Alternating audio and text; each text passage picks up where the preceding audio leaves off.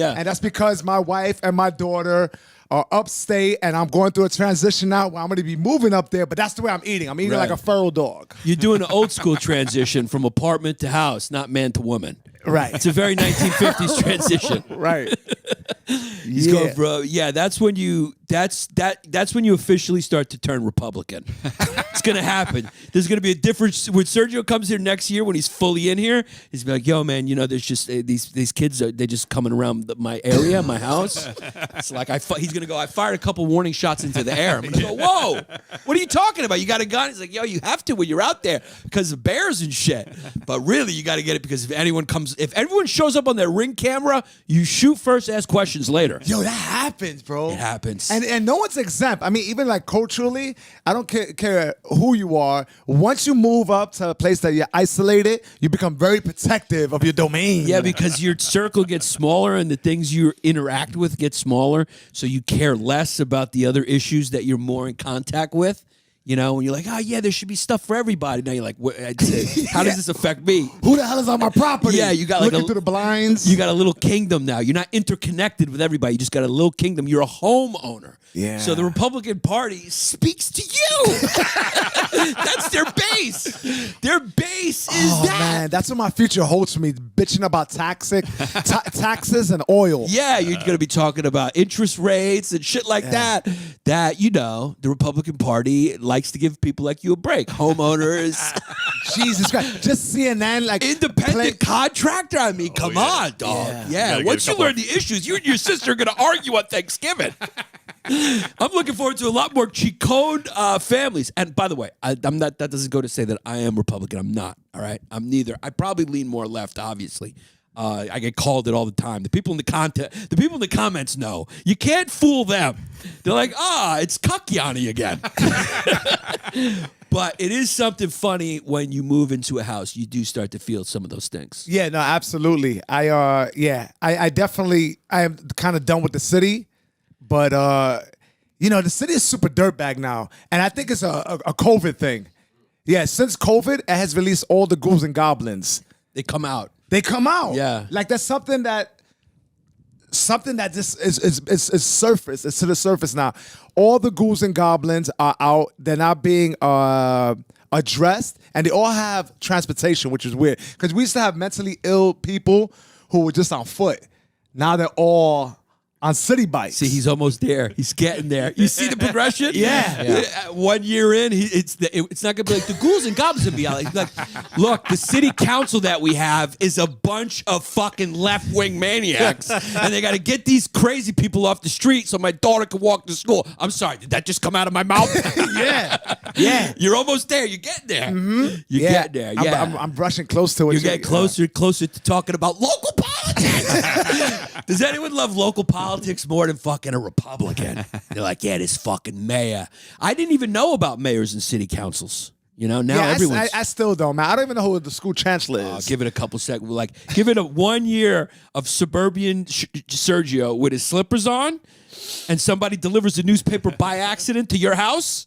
Yeah. You get the New York Post, and then you flip through it, and you go, hey, let me get a subscription. You know what? I hope there's a time or a day where I'm settled in enough upstate where I give a fuck about that. Because right now, I'm in the middle of the bullshit where I'm still in the dealings with like the actual contractor, which all across the board, contractors are dirtbags. Yo, when he first started working for me, so set it up. Your wife and your daughter are in the house. Yes. You're not fully in the house, and the house is partially renovated, and you're in. We're 3/4 done with the renovation. So you're kind of renovating around them. Right. So we got a fixer-upper, a few months back.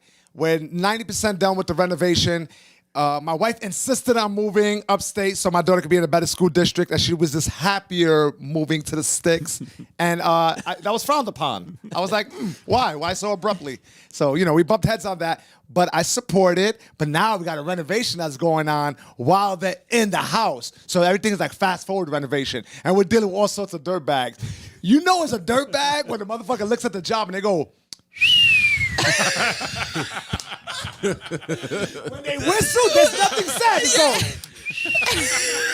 Yeah. And they use their boots to like step on things. Like, whoa. Because you know what they're doing with that noise is they're figuring out how high they could give you the price, and they want you to think it's a big problem. So you're going like, they're getting you ready. They're lubing you up, right? They absolutely are. They're they're con artists. They wrinkle their foreheads and look up, and they use that knuckle. Where's the thermostat at? What? You know? Yeah. Oh, you got a ladder, need to check the roof out. You know, all this shit. Let me get under the house. Yeah. You know, like You're a like, bunch hey, of shit. why would you get under the house? We live in the house. I don't need to know. I don't need to fix what's under the house. Yeah. So a bunch of that, and then when we finally get, a contractor, oh, Mr. Sergio for anything, Mr. Sergio. You know when they throw a Mr. in front of your name, you get fucked. When they throw the Mr. Right. And they want it to be professional business in meeting. Yeah. Yeah, Mr. Sergio. For you, we're like family. We're not like family, motherfucker. So it's been a ride, I didn't think I was gonna get any money back. They left it. They were done with the job, right? And then they have 4 things to complete. And he walked away without completing the job. And dogs, I have a lot of time and energy. And I was like, this is a battle I'm not going to lose. So I was shooting this motherfucker text on unorthodox hours. 9:59 on a Sunday? Yo, where's my money? Right. Do the right thing. Have some respect and honor. Like, Oh, you were I was wearing him down, working the body. Yeah. Long round. And he was like, oh, Mr. Sergio, I'll come back on Tuesday. He wouldn't come back. A week later, I would send him another text. Give him a cut. Wait, so how did you end up in this situation? Why did you're supposed to wait to give him the final payment till you're satisfied? I fucked up. You know why I fucked up? I fucked up because it was a little less expensive by giving him cash money. Now, he was done with what he had to do, but there was some things he had to go back and fix. Right? And there was some future work that I had to just put a hold on because I was running out of money. I said, let me be smart about this and reserve this money for some other shit. So I cut the job a little short, and he was paid in full to that point, but there was 4 things he had to do, and he bounced. With my ladder. Motherfucker left my ladder. That I used a pilot marker where I wrote my name. I used a pilot marker. You put your name on it. Yeah. And he took that shit. Yeah. And I was like, I need my ladder. You put your name on that. Yeah. And he returned the ladder like in the middle of the night. Yeah. Left it by the garage, that type of shit. Like he didn't want to be seen. He didn't want to see me in person. And it was a bunch of that shit. And I wore his ass down. Dogs, I even snapshot his address of the construction company. I said, this is where you work? I did that. And without hello, I just snapshot the address and then send it to us. Is this where your company's located? Wow. That's like handing someone a bullet. That's a threat. Yeah, it was very, I was doing shit like that. Wow. How long before you did that? How long till you resorted to those old school tactics? 2 days before he gave me my money. See, I don't know how to fight well. So, like, if I had done that, it wouldn't do nothing. They'd just be like, yeah, that's a picture of my workplace. I am very proud of myself. Throughout the whole thing, I never cursed.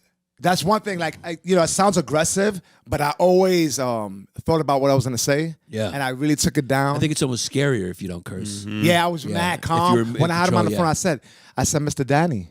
I say, interesting how you're not calling me Mr. Sergio anymore. You act as if I'm bothering you. Oh, you said that to him? Yeah, I said, you act as if I'm bothering you. Yeah. I paid you money. Yeah. Now, what you should do is complete the job. Right. Have some honor and respect and some integrity. I trusted you. Right. Or you can Venmo me my $1,200, $1,400 back. Right. And it's easy. I don't have no dealings with me. Right. I don't have any dealings with you. Let's move forward. Right. And still waited another week. And I kept on. I was not stopping. Because I think people just give up. Yeah, they just get, they I don't want to deal with it. Yeah. I was, And he just gave in because he's like, all right, I don't want to keep dealing with this week after week. I was probably annoying the shit out of him. Yeah. So what did he need to do to finish?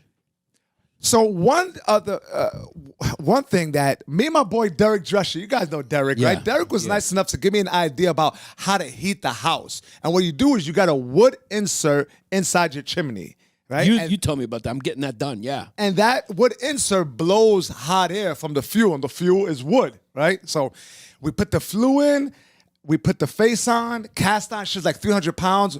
We didn't, I had it delivered. And Derek, my man, who used to work with this shit, helped me install it. We had it nicely flushed against the chimney face. our security for it, like what it was set on, was Dirtbag. We had like washers. So I asked the construction worker, support this nicely. Pay you for that. Let's give me a nice support. He's like, Mr. Sergio, I put marble in there to be nice. Yo, dogs, he never got around to that job. When he finally did it, you know what he used? A slab of chopping wood that was outside on the side of the house. He said marble and he got garbage. Yeah, he supported it with garbage. Yeah. And he pulled the face out, so it was like this. Wow. It was like at a tilt. It was like someone who was on angel dust, just leaning like this.